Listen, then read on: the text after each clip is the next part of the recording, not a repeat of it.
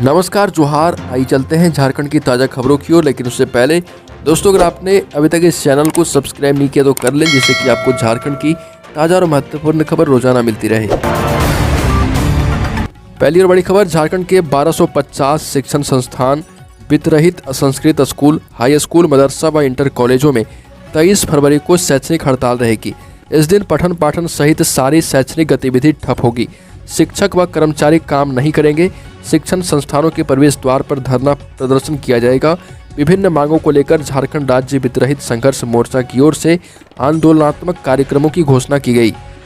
बता दें कि विधानसभा सत्र के समय चरणबद्ध तरीके से आंदोलन चलाने की बात कही गई है। वित्त-रहित संघर्ष मोर्चा की बैठक में लिए गए निर्णय के अनुसार 24 फरवरी को राज्यपाल मुख्यमंत्री को ज्ञापन भी सौंपा जाएगा। खबर, झारखंड के मुख्यमंत्री हेमंत सोरेन के खिलाफ PIL दायर किया गया है। उच्चतम न्यायालय में एक जनहित याचिका दायर कर झारखंड के रांची जिले के अंगारा प्रखंड में पत्थर खनन का पट्टा दिए जाने के सिलसिले में राज्य के खनन विभाग और मुख्यमंत्री हेमंत सोरेन के बीच कथित साठगांठ की CBI जांच का आग्रह किया गया है। जनहित याचिका पंकज कुमार ने दायर की है, जो खुद के जयप्रकाश जनता दल का राष्ट्रीय अध्यक्ष और गैर सरकारी संगठन नव आकांक्षा का अध्यक्ष होने का दावा करते हैं। अगली खबर, झारखंड में जल्द पंचायत चुनाव होने के संकेत मिल चुके।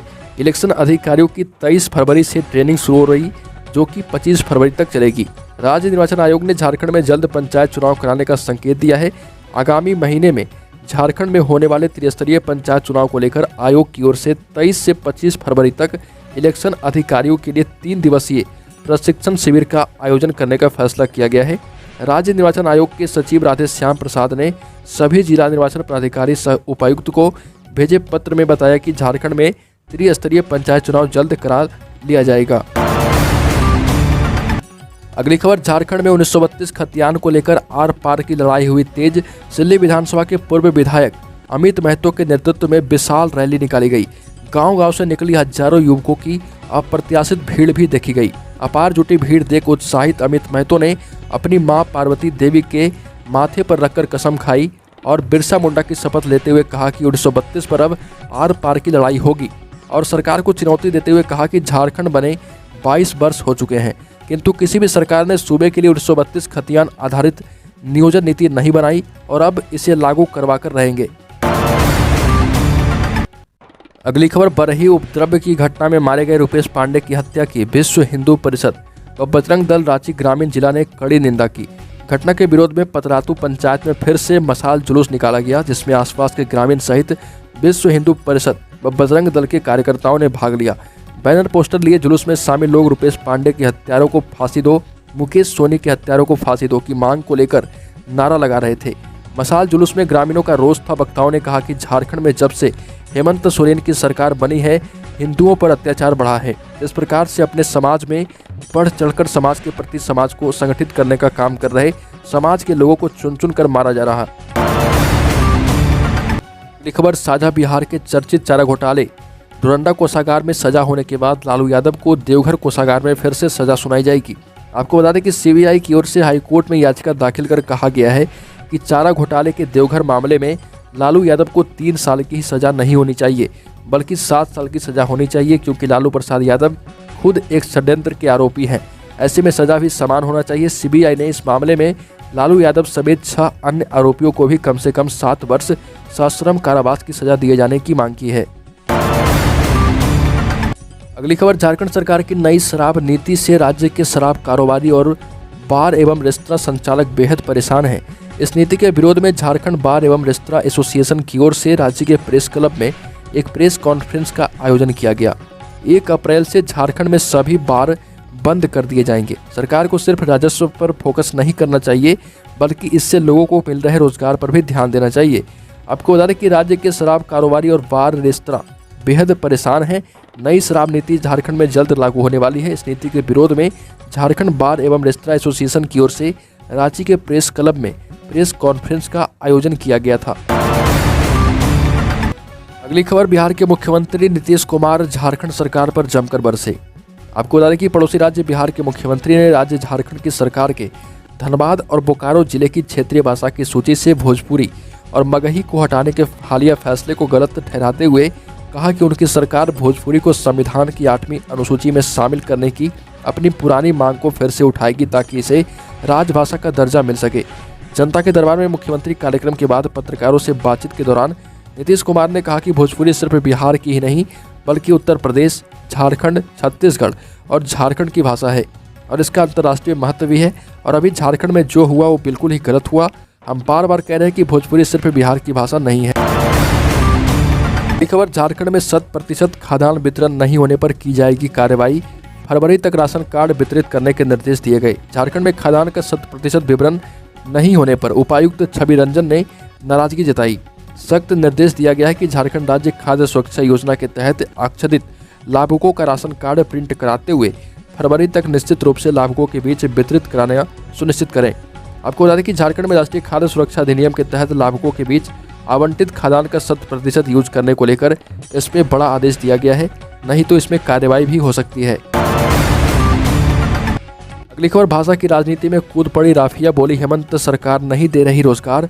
राफिया नाज ने कहा कि हेमंत सरकार युवाओं को रोजगार मुहैया नहीं करा रही, इसलिए लोगों को विवाद में उलझाए रखना चाहती है। मुख्यमंत्री हेमंत सोरेन की नई नीति बांटो और राज करो है। महान झारखंड में आज बचकाना नेतृत्व कार्यरत है।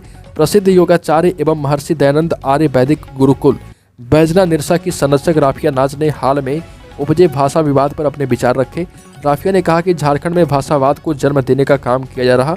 अंग्रेजों ने जिस तरह से फूट डालो राज करो की नीति अपनाई थी, उसी तर्ज पर झारखंड में भी फूट करो और राज करो की नीति लागू करने की कोशिश हो रही है।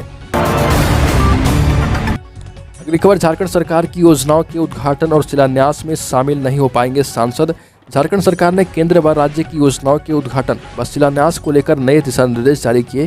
झारखंड सरकार की योजनाओं के शिलान्यास एवं उद्घाटन समारोह में स्थानीय सांसद शामिल नहीं हो पाएंगे। आजसू पार्टी ने इस आदेश का विरोध करने का निर्णय लिया है। आपको बता दें कि झारखंड सरकार ने इस संबंध में पूर्व के निर्देशों का हवाला दिया है।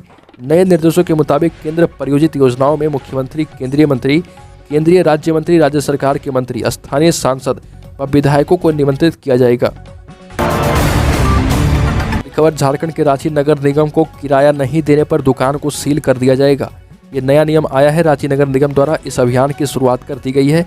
नगर आयुक्त के आदेश पर अपर बाजार के व्यवसायी सतेंद्र साहू और परवेज आलम की दुकान सील कर दी गई।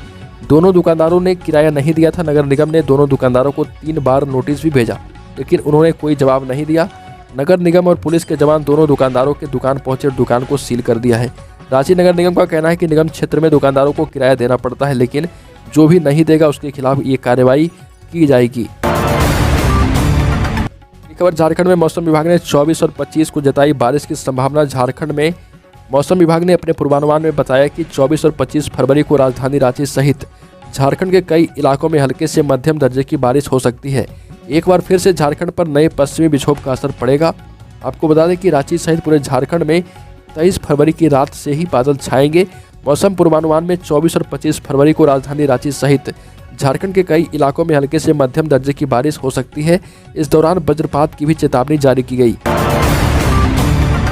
अगली खबर, झारखंड के गुमला में एक कस्तूरबा स्कूल में खाना खाने के बाद 2 दर्जन से अधिक लड़कियां बीमार हो गई। जिले के डुमरी स्थित कस्तूरबा विद्यालय में फूड पॉइजनिंग से 28 छात्राएं बीमार हो गई।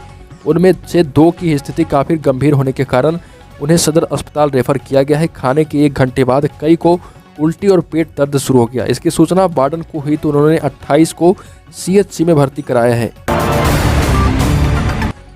अगली खबर, झारखंड उच्च न्यायालय ने राजेंद्र आयुर्विज्ञान संस्थान के खिलाफ सख्त रुख अपनाते हुए चेतावनी दी है कि अदालत के आदेश के बावजूद संस्थान में रिक्त पदों को भरने की प्रक्रिया तुरंत नहीं पूरी की गई तो इसके निदेशक के खिलाफ अवमानना का मुकदमा चलाया जाएगा।